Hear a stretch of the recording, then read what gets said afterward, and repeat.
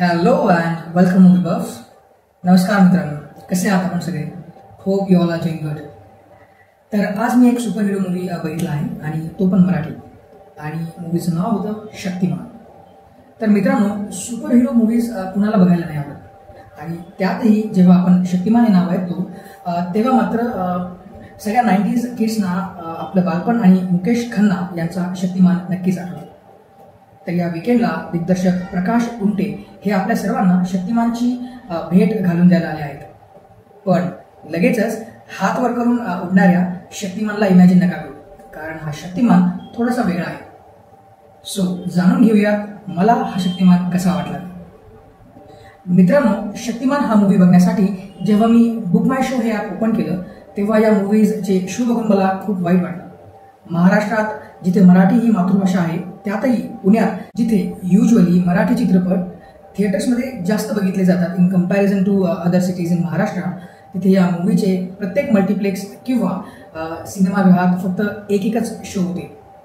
पण जेव्हा मी थिएटरमध्ये मूवी बघायला गेलो तेव्हा मला समजलं की का मराठी चित्रपटांना इतक्या कमी स्क्रीन्स मिळतात. मित्रांनो, मूवीचा दिवसभरात फक्त एकच शो होता, पण तरी तो पूर्ण सिनेमा हॉल रिकामा होता, आणि मी आणि माझा मित्र आम्हा दोघांव्यतिरिक्त त्या सिनेमा हॉलमध्ये कोणीच नव्हतं. जर मूवी बघायला कोणी येणारच नसेल तर थिएटर्स किंवा मल्टिप्लेक्सवाले मराठी मूवीजचे शो लावतीलच का? जर डिमांडच नसेल तर सप्लाय का होईल?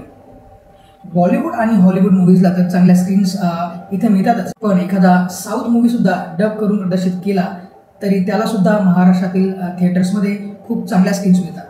पण दुसरीकडे मराठी भाषिकांच्या या महाराष्ट्रात मराठी चित्रपटांनाच जागा नाही, आणि हे मराठी चित्रपटसृष्टीकरता खूपच निराशाजनक आहे.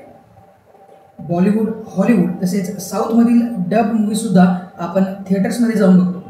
मग मराठी भाषिकांच्या महाराष्ट्रात मराठी चित्रपटांनाच उपेक्षित का केलं जावं? हा खूप चिंतेचा प्रश्न आहे. आपण जसे हिंदी, हॉलिवूड आणि साऊथची मूव्हीज थिएटरमध्ये जाऊन बघतो तसे अमराठी प्रेक्षक मराठी मूव्हीज नाही बघणार. त्यासाठी मराठी जनतेलाच मराठी चित्रपट बघावे लागतील, कारण डिमांड असेल तरच सप्लाय होईल.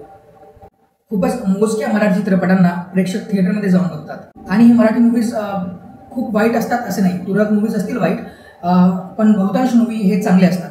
पण या सगळ्यामध्ये कुठेतरी काहीतरी बिनसतंय. मूव्हीजचं प्रमोशन असो किंवा अजून दुसरं काहीतरी चुकतंय, आणि याचा विचार, याची दखल चित्रपट निर्मात्यांना नक्कीच घ्यावी लागेल. मित्रांनो, मूवी रिव्ह्यू सोडून आतापर्यंत बरंच काही बोललो, पण महाराष्ट्रातच मराठी मूवीचे फक्त एक शो लावले जातात, आणि त्या शोला सुद्धा संपूर्ण हॉल रिकामा जर असेल तर हे बघून थोडंसं वाईट वाटतं. आणि एक महाराष्ट्रीय म्हणून, एक मराठी भाषिक म्हणून हे तुमच्यापर्यंत पोहोचावं असं वाटलं. That's it. सो आता बोलूयात मूवी कसा होता ते, मला हा मूवी कसा वाटला ते. So let's get started. तर शक्तिमान या मूवीची टॅगलाईन आहे, बाबा तू होऊ शकतोस का सुपर हिरो? मला सांग, सुपर हिरो कोण असतो? जो निरपेक्षपणे स्वतःच्या ताकदीचा दुसऱ्यांच्या भल्यासाठी उपयोग करतो, तो खरा सुपर हिरो. बाबा तू होऊ शकतो super hero. So it's quite simple that he एक बाप मुलाच्या नात्याची कथा आहे, जिथे मुलगा आपल्या वडिलांना एक सुपर हिरो म्हणून बघत असतो. पण हा शक्तिमान म्हणजेच सुपर हिरो नक्की कोण आहे, ही या चित्रपटाची कथा आहे. तर चित्रपटात आदिनाथ कोठारे हे मुख्य भूमिकेत आहेत. आदिनाथ कोठारे यांनी सिद्धार्थ ही व्यक्तिरेखा साकारली आहे. तर हा सिद्धार्थ एका IT कंपनीमध्ये प्रोजेक्ट मॅनेजर असतो. त्याचा बालपणीचा मित्र संदेश एक डॉक्टर असतो. तर संदेश एकदा एका लहान मुलाच्या कॅन्सरच्या उपचारासाठी फंड रेझिंग करताना सिद्धार्थला डोनेशन करण्यासाठी विचारणा करतो. सिद्धार्थही त्याला हो म्हणतो, पण कामाच्या भानगडीत तो डोनेशन करायला विसरतो, आणि एके दिवशी त्याला समजतं की त्या लहान मुलाचा पैसे जमा न झाल्याने उपचाराअभावी मृत्यू झाला. ही गोष्ट सिद्धार्थच्या मनाला खूप लागते, आणि अशातच सिद्धार्थला त्याच्या कंपनीमधील हाऊसकीपिंग डिपार्टमेंटमधील तानाजी म्हणजेच प्रियदर्शन जाधव याच्या मुलीच्या आजाराविषयी समजतं, जिचं हृदय खूप कमकुवत असतं, आणि त्यामुळे तिला हार्ट ट्रान्सप्लांट करावं लागणार आहे, ज्यामध्ये उपचारासाठी खूप सारा पैसा लागणार असतो. आणि मग सुरू होते सिद्धार्थची या मुलीला वाचवण्याची धडपड, त्याची सुपर हिरो बनण्यामागची कहाणी. तर तो या मुलीला वाचवण्यासाठी काय काय करतो, आणि या सगळ्यामध्ये तो आपली बायको आणि मुलांपासून दूर का जातो?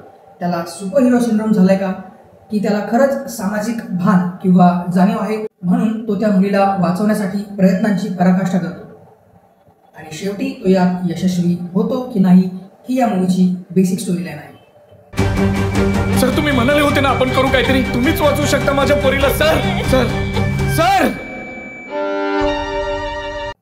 मित्रांनो, शक्तिमान हा मूवी डायरेक्ट केला आहे प्रकाश कुंटे यांनी.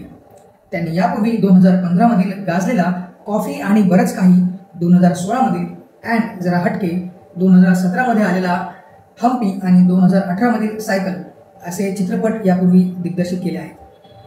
चित्रपटात मुख्य व्यक्तिरेखांसोबतच बाकी सहकलाकारांनी देखील त्यांच्या भूमिकेला साजेसा अभिनय केला आहे.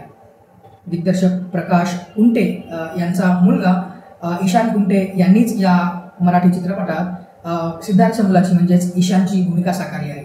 आणि प्रत्येक कलाकाराने त्यांच्या भूमिकेला साजेसा अभिनय केला आहे, त्यात कुठेही उणीव नाही बसत. शक्तिमान या चित्रपटाचा विषय तसा खूप चांगला आणि संवेदनशील आहे, पण चित्रपटाचं दिग्दर्शन मात्र म्हणावं तितकं मनाला भिडत नाही. शक्तिमान हा चित्रपट सुरुवातीपासूनच खूप निराशाजनक मूडमध्ये घेऊन जातो आणि चित्रपटात खूप सारे इमोशनल सीन्स असून देखील डोळ्यात पाणी आणायला हा चित्रपट कमी पडतो. पण म्हणून चित्रपट फेल ठरलाय का? तर नाही.